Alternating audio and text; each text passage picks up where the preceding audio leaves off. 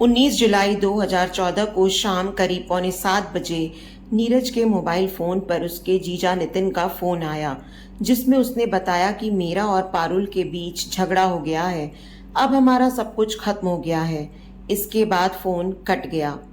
इतना सुनते ही नीरज परेशान हो गया कि जीजा ये किस तरह की बातें कर रहे हैं। उसने महसूस किया कि फोन करते समय जीजा की आवाज में घबराहट थी।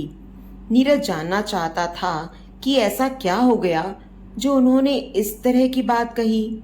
जानने के लिए उसने नितिन को फोन लगाया, लेकिन किसी वजह से उससे उसकी बात नहीं हो सकी।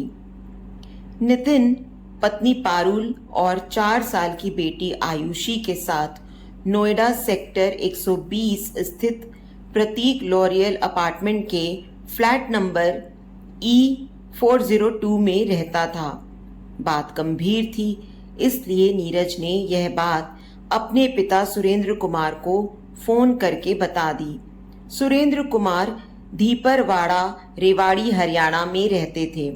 रेवाड़ी से नितिन का फ्लैट बहुत दूर था। जल्द फ्लैट पर पहुंचना उनके लिए असंभव था, इसलिए उन्होंने भी दामाद से बात करने के लिए कई बार फोन मिलाया, लेकिन किसी वजह से उनकी बात नहीं हो सकी और न ही बेटी पारुल से कोई संपर्क हो सका। सुरेंद्र कुमार भी इस बात की चिंता कर रहे थे कि बेटी और दामाद में से किसी का भी फोन क्यों नहीं लग रहा। नितिन ने नीरज से फोन पर जो शब्द कहे थे, उससे उन्हें अंदेशा हो रहा था कि कहीं उन लोगों के साथ कोई अनहोनी तो नहीं हो गई। इस तरह की तमाम आशंकाएं उनके मन में आ रही थीं। नोएडा में सुरेंद्र कुमार के एक रिश्तेदार रहते थे। उन्होंने अपने उस रिश्तेदार को फोन करके दामाद के फ्लैट पर जाकर पता लगाने को कहा। उसी समय वह रिश्तेदार लॉरियल अपार्टमेंट के फ्लैट नंबर E402 पर पहुंचा तो उसे वह फ्लैट बंद मिला। फ्लैटों में रहने वाले अधिकांश लोग अपने पड़ोसी तक से वास्ता नहीं रखते, वे केवल अपने काम से मतलब रखते हैं। तभी तो उस रिश्तेदार ने जब नितिन का फ्लैट बंद देखा तो उसने आसपास वालों से नितिन के बारे में पूछा, लेकिन उसे कोई जानकारी नहीं मिल सकी। उस रिश्तेदार ने यही बात फोन पर सुरेंद्र कुमार को बता दी। फ्लैट बंद था, बेटी और दामाद का फोन नहीं मिल रहा था। सभी लोग कहाँ चले गए, यही सोचकर घर के सदस्य चिंतित थे। अब तक रात भी गहरा चुकी थी। ऐसे में उनके सामने रात भर इंतजार करने के अलावा कोई दूसरा चारा नहीं था। उन्होंने सुबह होते ही नोएडा जाकर बेटी दामाद का पता लगाने का निश्चय किया। चिंता में उन्हें रात भर नींद नहीं आई। अगले दिन 20 जुलाई 2014 को सुरेंद्र कुमार अपनी पत्नी और बेटे के साथ नोएडा स्थित अपने दामाद के फ्लैट पर पहुंचे। उन्हें भी फ्लैट बंद मिला तो उन्होंने सोसाइटी के पदाधिकारियों को इसकी सूचना दी। फ्लैट बंद और उसमें रहने वालों का कोई अता पता नहीं चलने पर मामला संदिग्ध लग रहा था। सोसाइटी के एक पदाधिकारी ने इसकी सूचना थाना सेक्टर 58 को दे दी। थाने में खबर मिलने के थोड़ी देर बाद ही थाना प्रभारी चरण सिंह शर्मा सेक्टर 120 स्थित प्रतीक लॉरियल अपार्टमेंट पहुंच गए। तब सोसाइटी वाले पुलिस को उस फ्लैट तक ले गए जिसमें नितिन परिवार के साथ रहता था। फ्लैट का दरवाजा बंद होने से पुलिस भी चौंकी। फ्लैट खोलना जरूरी था, उसके बाद ही नितिन और उसकी बीवी बच्ची का पता लग सकता था। वहां मौजूद लोगों की मौजूदगी में थाना प्रभारी ने नितिन के फ्लैट का ताला तोड़कर अंदर घुसे तो उन्हें तेज बदबू का एहसास हुआ। फ्लैट का नजारा चौंकाने वाला था। जमीन पर बिछे गद्दे पर नितिन की 4 साल की बेटी आयुषी मृत पड़ी थी। नातिन की लाश देखकर सुरेंद्र कुमार और उनकी पत्नी जोर जोर से रोने लगी। बच्ची की लाश मिलने के बाद पुलिस नितिन और पारुल को ढूंढते हुए फ्लैट की लॉबी में पहुंची तो कुर्सी पर 28 वर्षीय पारुल की लाश मिली, लेकिन नितिन फ्लैट में नहीं मिला। दोनों लाशों से तेज बदबू आने से लग रहा था कि उनकी हत्या कई दिनों पहले की गई थी। मौके पर चाकू तथा फर्श पर खून के धब्बे थे। पारुल के हाथ पर भी कटने का निशान था। घटनास्थल की स्थिति से लग रहा था कि पारुल की हत्या चाकू से की गई थी और उसकी बेटी आयुषी का गला घोटा गया था। नितिन के गायब होने से सभी का अनुमान था कि यह सब उसी ने किया होगा। पारुल के माता पिता यह नहीं समझ पा रहे थे कि नितिन की घर गृहस्थी जब ठीक से चल रही थी तो ऐसी क्या बात हो गई कि उसने उनकी बेटी और नातिन को मार डाला। अपार्टमेंट में रहने वाले जिस किसी ने भी सुना कि फ्लैट नंबर E402 में 2 हत्याएं हुई हैं, वह उसी ओर चल दिया। उधर दोहरे मर्डर की सूचना थाना प्रभारी ने वरिष्ठ पुलिस अधीक्षक डॉक्टर प्रीतिंदर सिंह को दी तो वह भी थोड़ी देर में मौका वारदात पर पहुंच गए। पुलिस ने बारीकी से फ्लैट का मुआयना किया तो वहां सभी सामान अपनी अपनी जगह रखे मिले। यानी ऐसा नहीं लग रहा था कि किसी ने लूट के इरादे से दोनों हत्याएं की हों। ऐसा लग रहा था कि हत्यारे ने पारुल की मर्जी से फ्लैट में एंट्री की थी और दोनों की हत्या करके आसानी से ताला बंद करके चला गया था। हत्यारा पारुल का कोई परिचित ही रहा होगा। चूंकि पारुल का पति नितिन गायब था, इसलिए पारुल के घर वालों को इस बात का शक था कि उसी ने दोनों की हत्या की होगी। पुलिस ने मौके से जरूरी सबूत इकट्ठे करके दोनों लाशों का पंचनामा करने के बाद उन्हें पोस्टमार्टम के लिए भेज दिया। संदेह के आधार पर पारुल के पति नितिन रोहिला के खिलाफ हत्या का केस दर्ज करके पुलिस ने आवश्यक कार्रवाई शुरू कर दी। हरियाणा के रोहतक के रहने वाले नितिन रोहिला की शादी सन 2008 में धीपरवाड़ा रेवाड़ी के रहने वाले सुरेंद्र कुमार की बेटी पारुल से हुई थी। नितिन ग्रेटर नोएडा के सूरजपुर स्थित यामाहा कंपनी में इंजीनियर था। पारुल आर्किटेक्ट की डिग्री लिए हुए थी। उच्च शिक्षित पारुल और नितिन की गृहस्थी हंसी खुशी से बीत रही थी। शादी के कुछ दिनों बाद पारुल एक बेटी की मां बनी, जिसका नाम आयुषी रखा। बेटी के जन्म के बाद दोनों बेहद खुश थे। नितिन ने नोएडा के सेक्टर 120 स्थित प्रतीक लॉरियल अपार्टमेंट में एक फ्लैट किराए पर ले रखा था। वहीं पर वह पत्नी और बेटी के साथ रहता था। पारुल हाउसवाइफ थी। पति के ड्यूटी पर जाने के बाद वह बेटी के साथ घर पर मस्त रहती थी। पुलिस नितिन रोहिला की तलाश में जुट गई।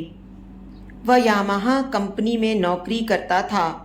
वहां जाकर पुलिस ने पता किया तो जानकारी मिली कि 17 जुलाई को नितिन ने तबीयत खराब होने की बात कहकर ऑफिस आने से मना कर दिया था। यानी वह 16 जुलाई तक ऑफिस आया था, उसके बाद नहीं आया था। पारुल और आयुषी के शव देखकर लग रहा था कि उनकी हत्याएं 3-4 दिन पहले की गई थीं। कई दिनों से नितिन के ऑफिस न पहुंचने पर पुलिस का शक नितिन की तरफ और बढ़ गया। पुलिस मानकर चल रही थी कि हत्या करने के बाद वह फरार हो गया है। पुलिस ने उसके मोबाइल फोन की कॉल डिटेल्स निकलवाई, शायद उससे उसके बारे में कोई सुराग मिल सके। पुलिस नितिन की सरगर्मी से तलाश कर रही थी कि रात 8 बजे पुलिस को खबर मिली कि ग्रेटर नोएडा एक्सप्रेसवे के 0 पॉइंट पर एक कार में आग लगी है।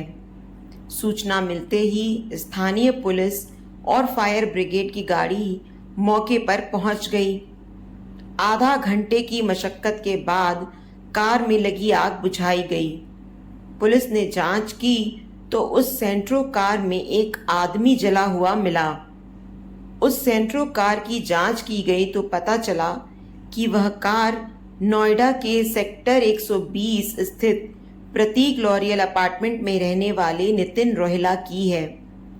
स्थानीय पुलिस ने यह जानकारी सेक्टर 58 थाना पुलिस को दी तो थाना प्रभारी रात में ही एक्सप्रेसवे के 0 पॉइंट पर पहुंच गए। लाश झुलस चुकी थी, इसलिए वह पहचानने में नहीं आ रही थी।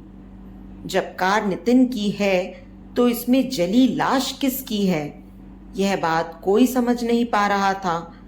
कहीं ऐसा तो नहीं कि पत्नी और बेटी की हत्या करने के बाद नितिन ने अपनी जीवन लीला खत्म कर ली हो।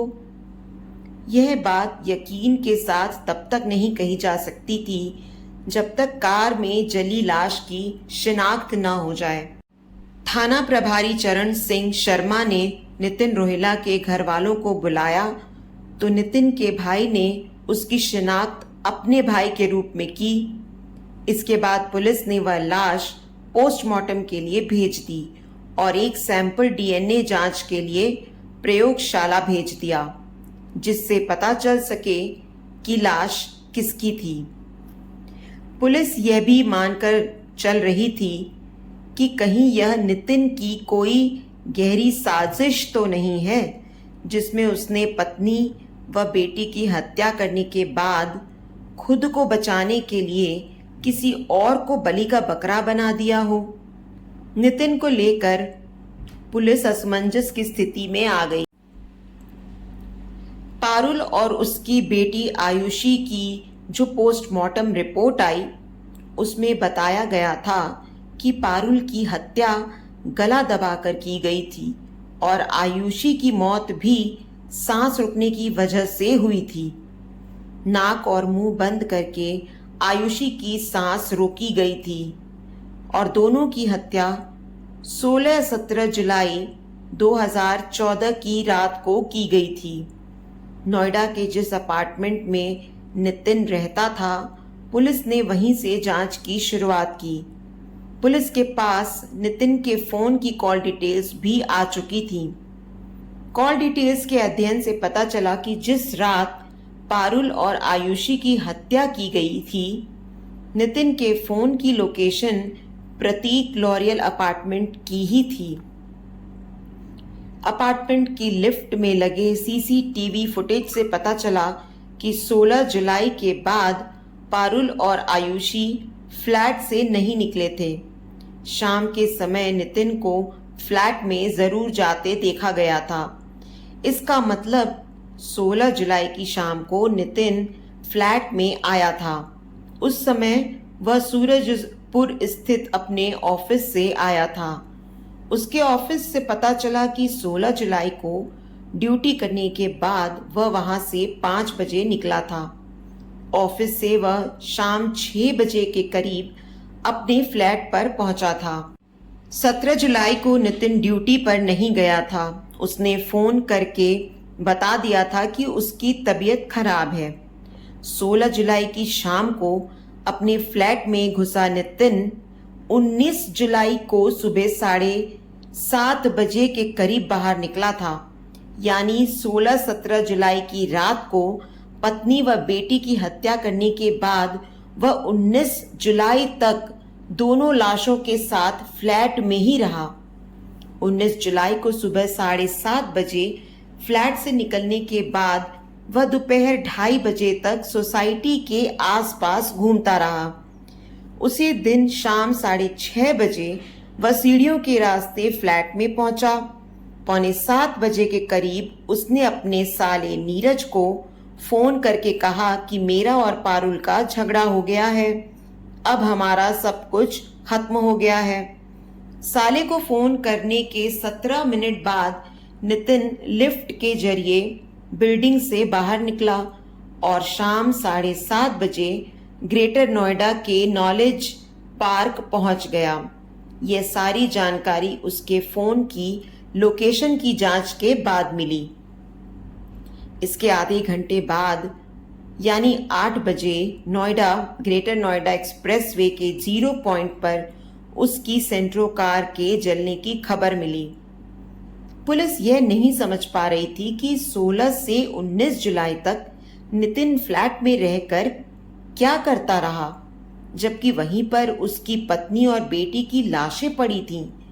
19 जुलाई को फ्लैट से उसका बाहर जाना और 7 घंटे बाद फ्लैट में वापस आने का यह संकेत मिल रहा है कि उसने लाशों को अपार्टमेंट से बाहर ले जाने का प्लान बनाया होगा, लेकिन चौकस सुरक्षा व्यवस्था को देखकर उसका प्लान चौपट हो गया होगा। इसलिए वह 7 बजे के करीब वहां से अकेला ही चला गया।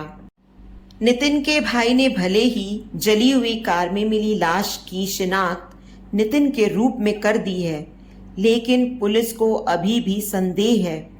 तभी तो उसने डीएनए जांच के लिए सैंपल भिजवाए हैं। अगर डीएनए जांच में इस बात की पुष्टि हो जाती है कि कार में मिली लाश नितिन रोहिला की थी, तो ये स्पष्ट हो जाएगा कि पत्नी और बेटी की हत्या करने के बाद नितिन ने भी सुसाइड कर लिया है। और अगर डीएनए जांच रिपोर्ट नितिन के अलावा और किसी आदमी की निकली तो पुलिस के लिए एक नई मुसीबत खड़ी हो जाएगी। फिर उसे नितिन को तलाशना होगा।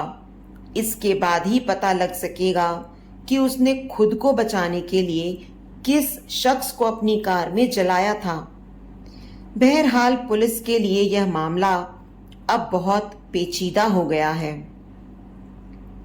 आखिरकार डीएनए रिपोर्ट भी आ गई और नितिन का डीएनए उनके पिता से मैच हो गया। हालांकि पुलिस डीएनए रिपोर्ट का कुछ डॉक्टरों से अध्ययन कराने की बात कर रही है, जिससे तथ्य की पुष्टि हो सके। ये केस अभी तक सॉल्व नहीं हो सका है। ऐसा ना हो कि नितिन के मौत के साथ ही यह केस रहस्य बनकर ही रह जाए।